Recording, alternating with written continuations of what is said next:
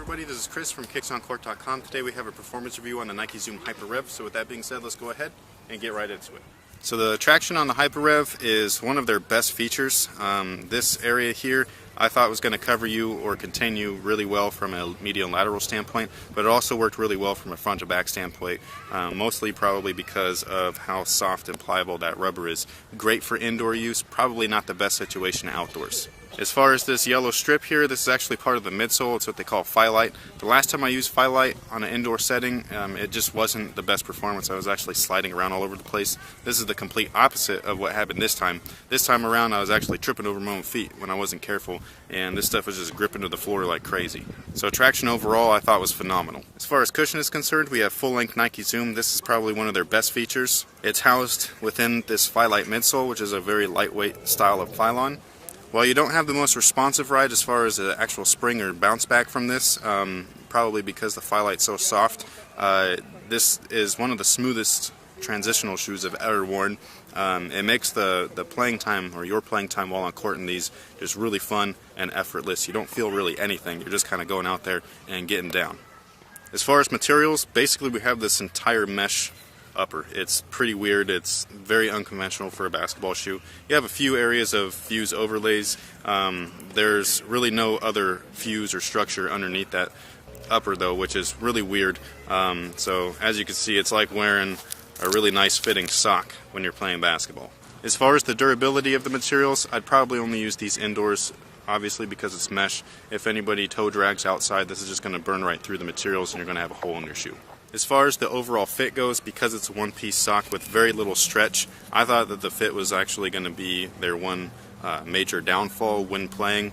However, because there is little stretch to the material itself, it actually contains your foot really nicely. It's hard to contain it perfectly with lockdown due to the lacing structure here. As you can see, there's no real tongue or anything, so basically all you're doing is tightening up these flywire cables. However, this is the first time when flywire is actually apparent that it's actually working and doing its job, as it's keeping you supported inside the shoe and locked into the base of the footbed.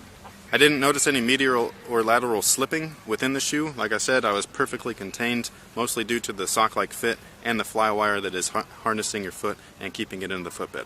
As far as the ankle area is concerned, when I first started playing in them, there was slight heel slip, but as soon as you just start getting used to the strap area here and adjusting properly, then you're going to be perfectly locked in. Putting the shoe on is an ordeal within itself. If you have wide feet, this is very little stretch, so it's going to be hard. It's hard enough for me, and I don't even have a wide foot.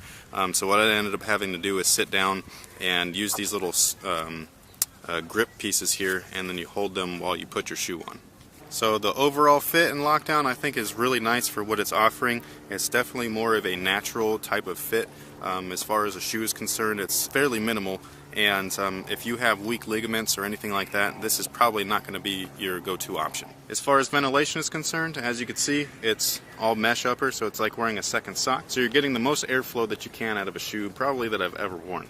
As far as support is concerned, like I was saying earlier in the fit section, you are locked in heavily. However, the upper is a sock, so take that into consideration. It's very minimal as far as support is concerned. This is not real restrictive support. This is mostly a containment support where it's keeping your foot into the shoe with a one-to-one fit, so you're mostly relying on your own body's strength to keep you supported from the ground up. The rest of the support is coming from this wide stable base here. As you can see, this whole outrigger section definitely sticks out and it keeps your lateral movement secure and stable. And then this clear TPU window is actually a hard plastic, and that is the shank and torsional support, which is pretty interesting.